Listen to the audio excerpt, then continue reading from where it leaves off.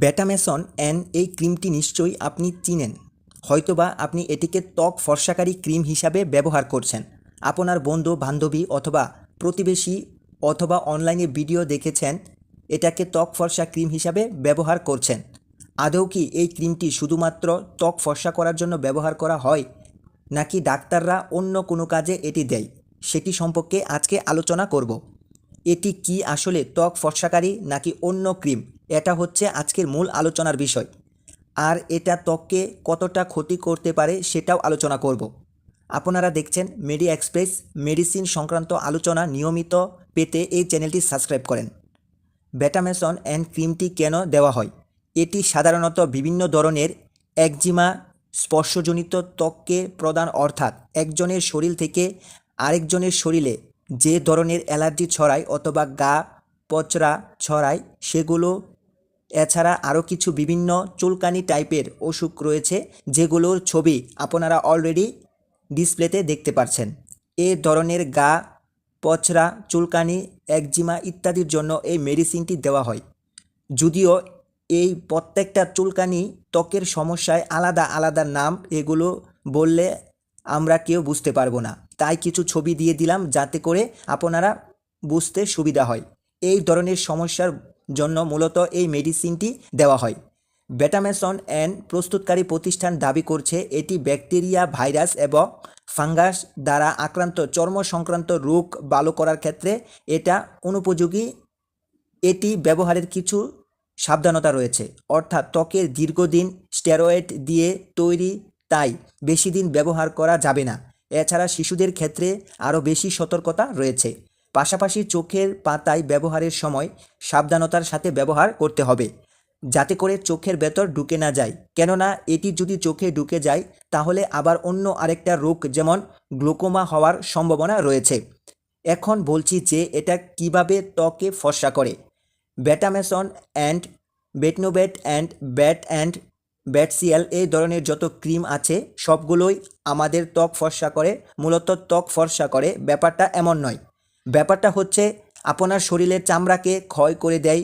উপরের অংশের চামড়াটা ক্ষয় করে ভেতরের অংশের চামড়াটা বেশি আসে, অর্থাৎ উপরের চামড়া যখন মরে যাবে বা ক্ষয় যাবে তখন ভেতরের চামড়া বেরিয়ে আসবে, এটাই স্বাভাবিক।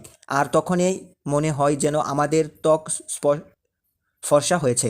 তার মানে এটা ত্বক ফর্সা করেছে না, বরং আমাদের ত্বককে আরও নষ্ট করছে, ত্বক পুড়িয়ে দিচ্ছে বা ত্বক মেরে ফেলছে, অর্থাৎ চামড়ার উপরের অংশ মেরে ফেলছে, যেটা স্বাস্থ্যের জন্য বা আমাদের ত্বক বা চামড়ার জন্য খুবই ক্ষতিকর। আপনি হয়তো খেয়াল করবেন দক্ষিণ এশিয়া, দক্ষিণ আফ্রিকার এই দেশগুলোয় কালো রঙের চামড়ার মানুষের সংখ্যা বেশি দেখা যায়, কারণ এই এলাকাগুলোতে রৌদ্রের প্রখরতা বেশি। যে এলাকাতে যত বেশি রৌদ্রের প্রখরতা সে এলাকার লোকের চামড়া তত বেশি কালো, কারণ কালো চামড়া রোদ প্রতিরোধ করতে পারে। রোদের যে প্রখরতা রয়েছে সেটা থেকে শরীরকে বাঁচানোর জন্য শরীরের ভেতরে যে সিস্টেম রয়েছে, চামড়া রয়েছে, চামড়ার ভেতরে যে আরও কত সিস্টেম রয়েছে সেগুলোকে বাঁচানোর জন্য সাধারণত কালো চামড়া প্রয়োজন হয়। যার শরীরের চামড়া যত কালো সে তত কঠিন রোদের মধ্যে যেতে পারে, তার শরীরে কোনো ক্ষতি হবে না। তাহলে যদি আমরা এই বেটামেসন এন টাইপের ক্রিম ব্যবহার করে যদি আমরা উপরের চামড়াকে মেরে ফেলি, তাহলে যখন আমরা রোদে যাব তখন কিন্তু আমাদের শরীরে রোগ প্রতিরোধ ক্ষমতা তেমন একটা কাজ করবে না, বরং তখন আমাদের চামড়া রোদের তাপে পুড়ে যাবে এবং আরও বেশি বৃষ্টি দেখা যাবে।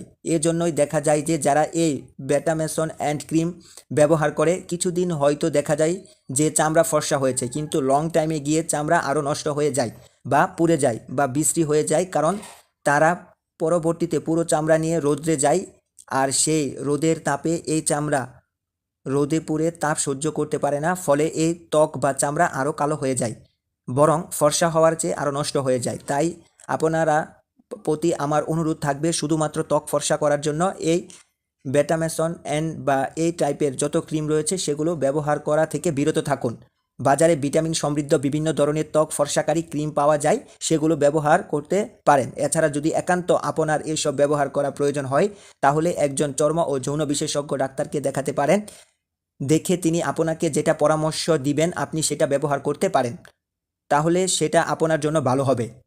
বেটামেসন অ্যান্ড ক্রিম যদি ব্যবহার করতে হয় তাহলে একজন বিশেষজ্ঞের সাথে পরামর্শ করে ব্যবহার করবেন। এছাড়া এটা দীর্ঘদিন ব্যবহার করতে থাকলে এটা থেকে বিরত থাকেন। পাশাপাশি একজন ডাক্তার আপনাকে যতদিন এটা ব্যবহার করতে বলবেন সেই কয়দিনেই ব্যবহার করবেন, এর বেশি ব্যবহার করবেন না। আশা করি আজকের ভিডিওর মেসেজ আপনি বুঝতে পেরেছেন যে আপনি কি বলতে চেয়েছি বা আমি কি বলতে চেয়েছি। যদি ভিডিওটি ভালো লেগে থাকে তাহলে লাইক, কমেন্ট, শেয়ার করেন। আর আপনার পাশে পরিচিত জনকে সচেতন করার জন্য এই ভিডিওটি তার সঙ্গে শেয়ার করতে ভুলবেন না। তো পরবর্তী ভিডিওতে আবার দেখা হবে ইনশাআল্লাহ।